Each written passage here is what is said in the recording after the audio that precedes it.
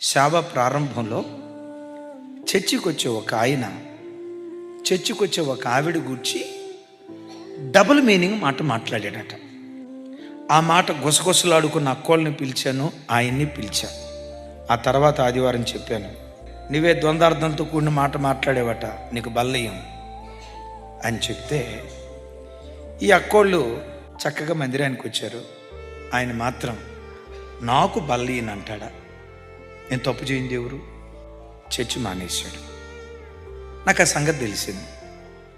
నేను దైవజనురాలు వాళ్ళ ఇంటికి నడుచుకుంటూ వెళ్ళాను. మమ్మల్ని చూశాడు, మా ముందే తలుపు పెట్టమని నెట్టాడు. అన్నా ఏంటన్నా చర్చికి రావట్లేదు అని ఇట్లా గడ్డం పట్టుకోబోయాడు. ఆయన ఏం చేశాడు? బా సైతాన్గడు ఒకవైపు ఏమంటాడు తెలుసా? అడుగు పొట్టగోస్తే అక్షరం ముక్క రాదు. నువ్వు ఆడి దగ్గరికి వెళ్ళి నూరా అని ఆడి దగ్గరికి వెళ్ళి నూరామంటావు ఎందుకురా? నువ్వేం చదువుకున్నావు? ఏం బ్రతుకు తెరువు లేక నువ్వు సేవకు వచ్చావా? నీ స్థాయి నువ్వు తగ్గించుకోవద్దు, ఇంకోసారి ఆ ఇంటికి వెళ్ళొద్దు అని సైతాన్గాడు అన్నాడు. నా ప్రభు అన్నాడు, ఎక్కువ మందిని సంపాదించుకోవటానికి నిన్ను నువ్వు దాసుడిగా చేసుకో.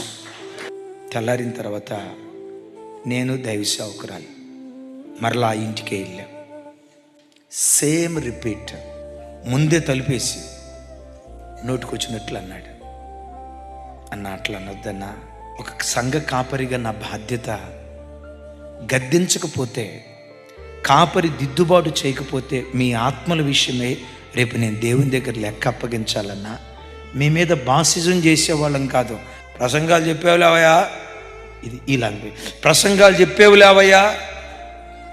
దైవజనురాలకి తెలుసు, వాళ్ళు ఇల్లు కట్టుకునేటప్పుడు ముగింపులో డబ్బులు లేకపోతే మా పేద స్థితిలో ఆ ఇంటికి తలుపు మేము వేయించాం. అదే తలుపు ముందేసేసేసి పోవయా అన్నాడు. ఎంత తెచ్చుకున్నాను. ఆ రోజే కాదు, ఈ రోజు కూడా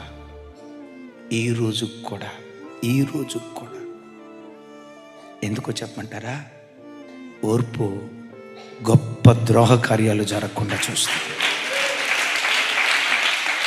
నేను గొప్పోనని చెప్పటానికి, అమ్మగారు గొప్పోళ్ళు, మేము గొప్పోళ్ళు అని చెప్పటానికి కాదు ఈ మాట చెప్తుంది. ఈ మాట చెప్తుంది ఎందుకో తెలుసా? సంఘం ఈ రోజు కట్టబట్టడానికి ఎంత ఓర్పు ఉంది. మా సమర్పణ ఏంటో తెలుసా?